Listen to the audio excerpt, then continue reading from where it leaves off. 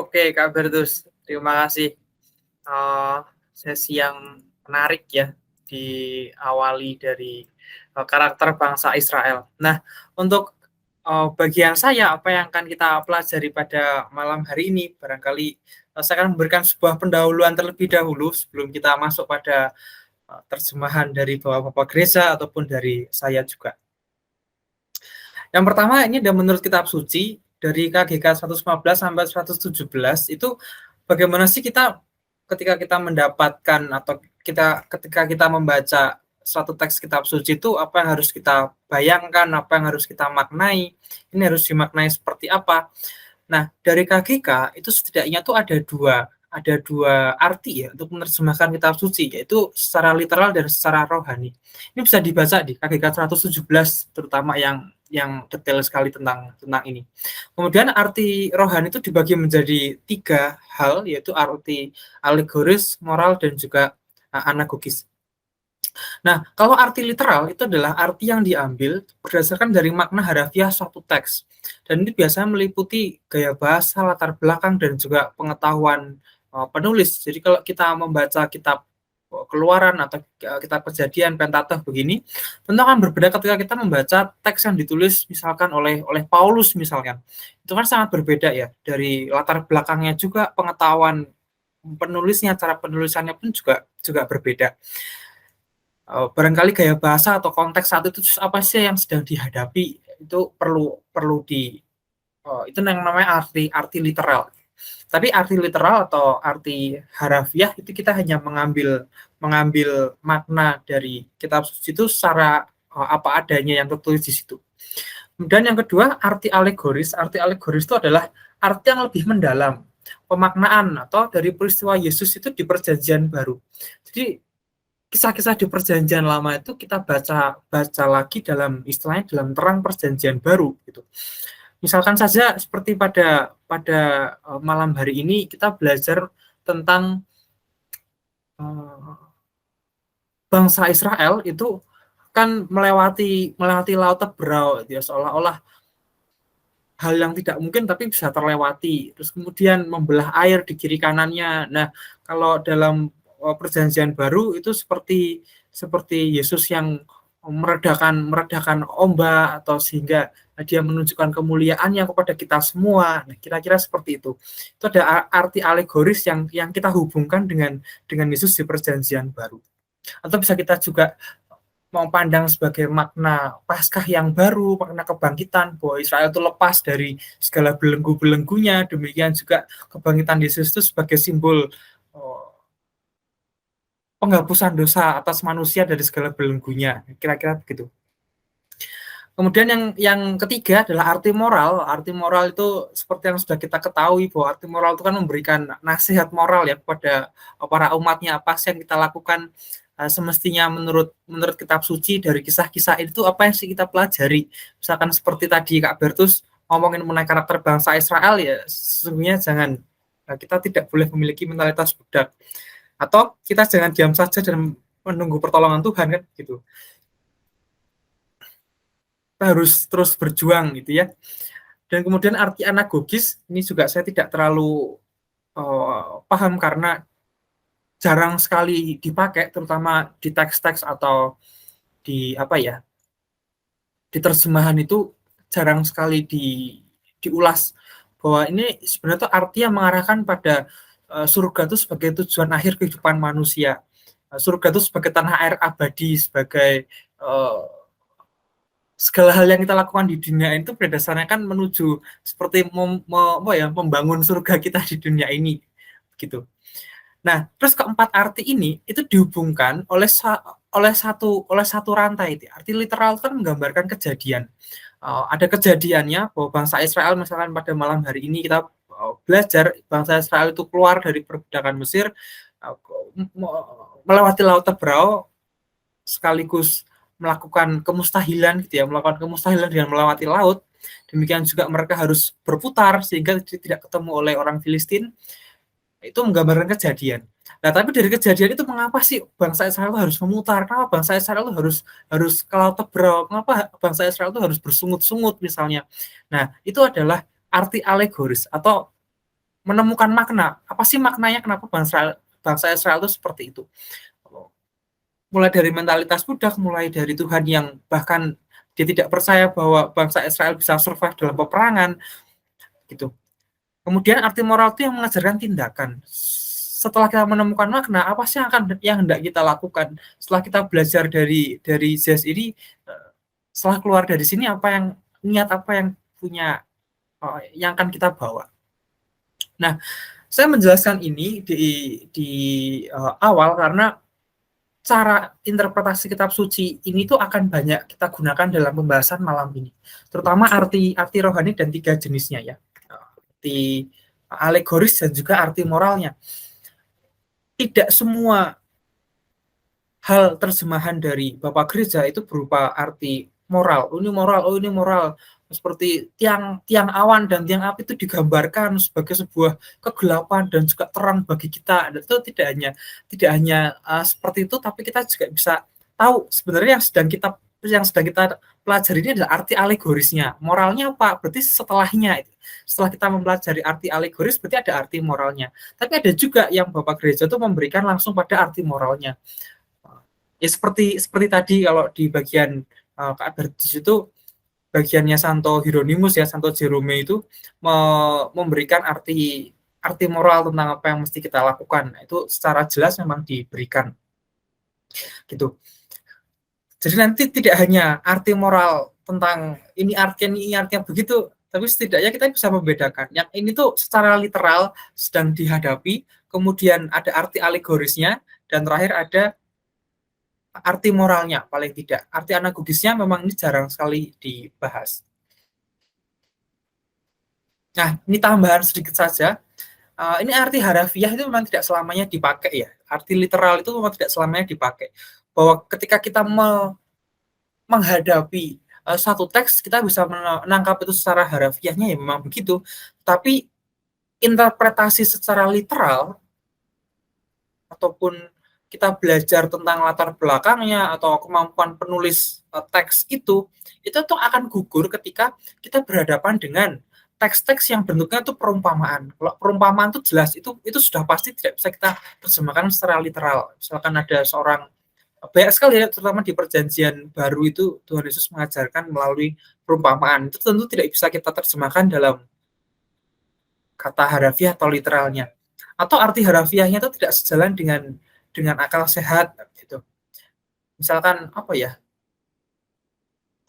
Misalkan ada kata bahwa firman Tuhan itu pedang roh atau firman Tuhan itu adalah senjata bagi orang beriman. Nah, itu kan tentu tidak sejalan dengan akal sehat. Itu sudah ada suatu apa ya?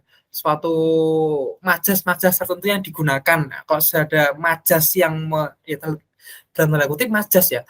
Kalau ada majas yang menyertai kalimat itu, tentu itu bukan berarti secara harafiah ya. Terakhir, arti harafiahnya itu malah menunjukkan kontradiksi. Itu tentu arti harafiah yang tidak dapat kita pakai. Nah, ini adalah pengetahuan ya sebetulnya. Pengetahuan atau alat yang akan kita gunakan untuk membahas tentang perikop pada malam hari ini. Saya akan membaginya menjadi 2, bab 13 dan bab 14. Yang pertama itu mengenai Allah menuntun umatnya, dan kemudian yang kedua adalah ketika bangsa Israel itu menyeberangi Laut Teberau. Kita mulai dari bab 13 ayat 17, seperti tadi sudah dibilang oleh Kak Bertus bahwa Allah tidak menuntun mereka tuh melalui jalan ke negeri orang Filistin, sebab jangan-jangan mereka menyesal apabila mereka menghadapi peperangan. Dan ini memang dari Nabre Komentari mengatakan bahwa perjalanan melalui negeri orang Filistin itu memang rute langsung dari Mesir ke Palestina. Dan kemudian ada satu ayat yang menarik di sini bahwa Musa itu membawa tulang-tulang Yusuf di ayat yang ke-19. Berarti orang Israel itu membawa tulang-tulang patriark lainnya, itu disinyalir begitu, kata Haidok, bahwa orang Israel itu membawa tulang para pendahulu-pendahulunya pada kesempatan ini. Jadi mereka keluar dari perbudakan Mesir itu sama sekali tidak meninggalkan apapun, bahkan tulang-tulang leluhurnya pun juga dibawa. Tapi ada terjemahan lain yang belum saya tuliskan di sini, bahwa ini memang Musa membawa tulang-tulang Yusuf itu tidak mengimplikasikan semua tulang dari Israel itu dibawa.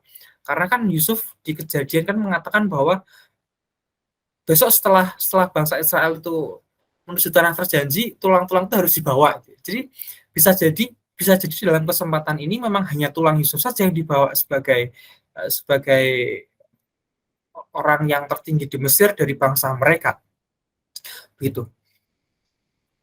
Nah, selanjutnya ini ayat yang paling besar ya, karena ada tiang awan, ada tiang api. Apa maknanya? Pada siang hari dalam tiang awan itu ada untuk menuntun mereka di jalan sehingga mereka dapat berjalan. Demikian juga pada waktu malam dalam tiang api itu tuh ada untuk menerangi mereka sehingga mereka dapat berjalan di waktu siang dan juga di waktu malam. Nah, dalam hal ini tiang awan dan tiang api itu kan perwujudan dari Allah sendiri. Allah menampakkan diri kepada bangsa Israel untuk membebaskan mereka.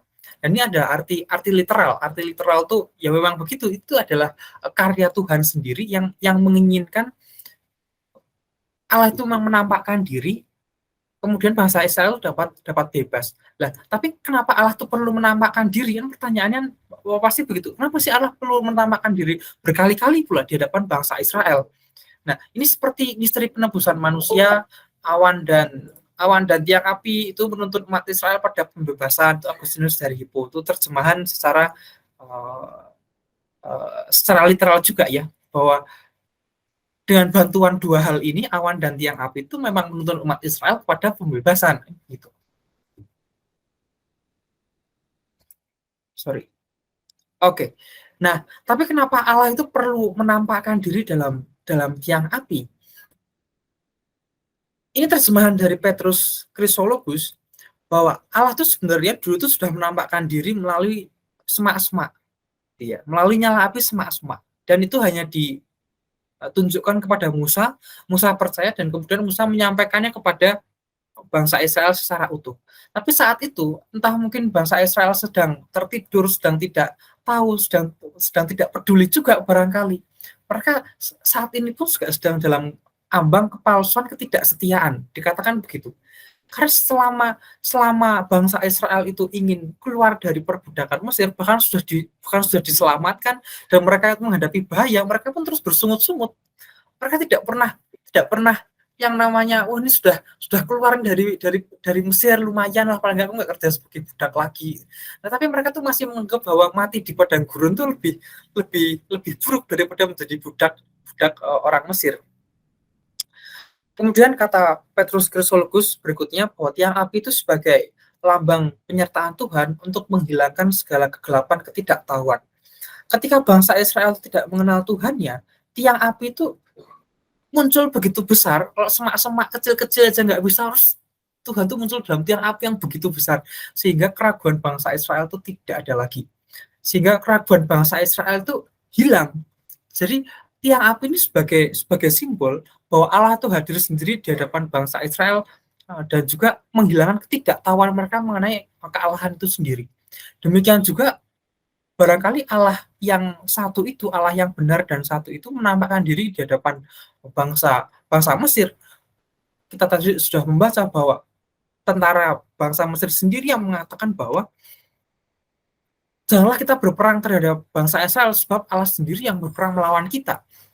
Artinya pada saat itu bangsa Mesir sudah mengakui bahwa ada yang lebih uh, yang lebih hebat dari dewa-dewa mereka, yaitu Allah bangsa Israel itu sendiri.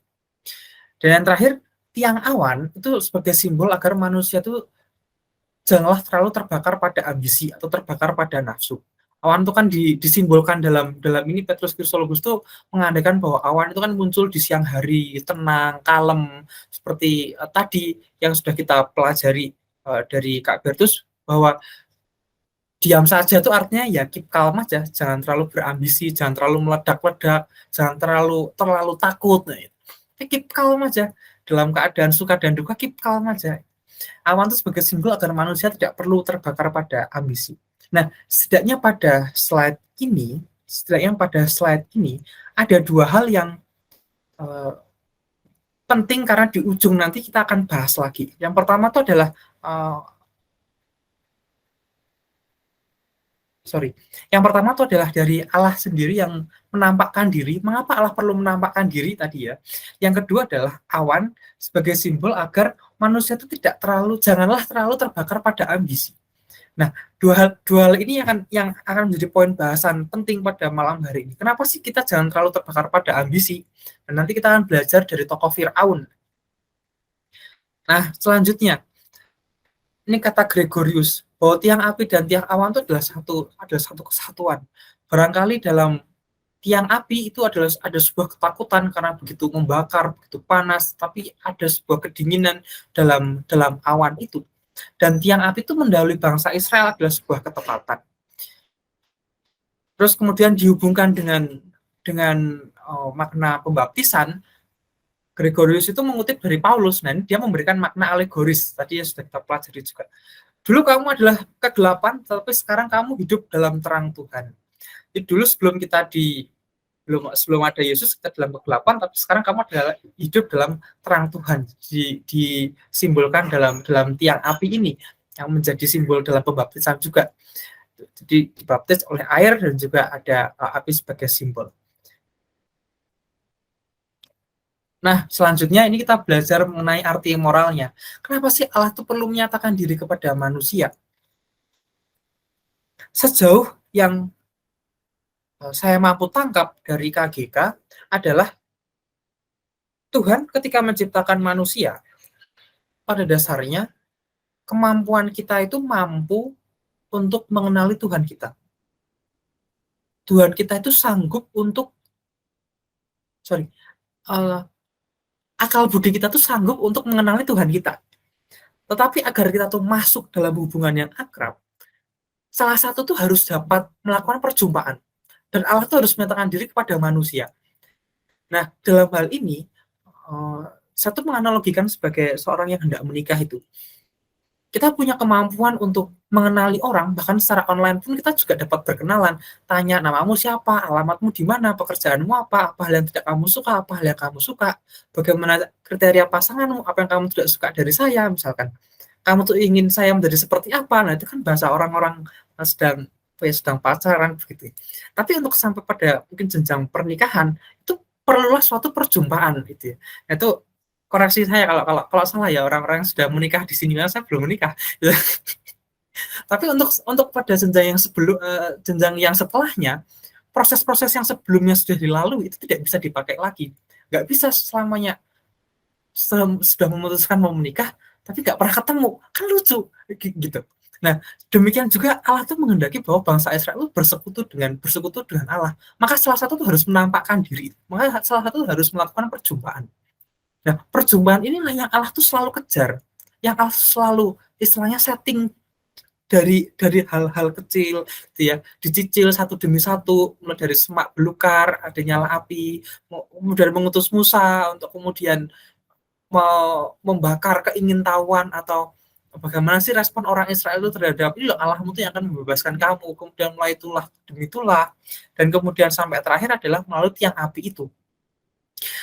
Tetapi bukan berarti bahwa munculnya Allah itu sebagai hal yang wah ini berarti manusia sudah tidak lagi percaya, ya, manusia itu sudah sangat parah sekali. Ya, barangkali dapat diterjemahkan demikian, tapi bukti mengenai adanya Allah dapat membantu bahwa iman dan akal budi itu sama sekali tidak bertentangan. Nah, bukti mengenai adanya Allah itu ditunjukkan melalui dalam hal ini mungkin secara fisik ya. Kalau dihubungkan dengan konteks bacaan pada malam hari ini, ya Tuhan menampakkan diri dalam wujud tiang awan, tiang api, kemudian penyertaan dari angin timur untuk membantu bangsa Israel keluar dari perbudakan Mesir. Satu tambahan lagi,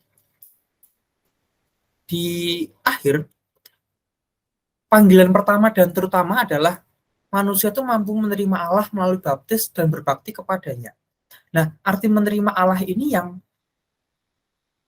kita tuh mampu untuk memang bersekutu dengan Tuhan, tapi tidak kemudian mempertanyakan dalam arti skeptis.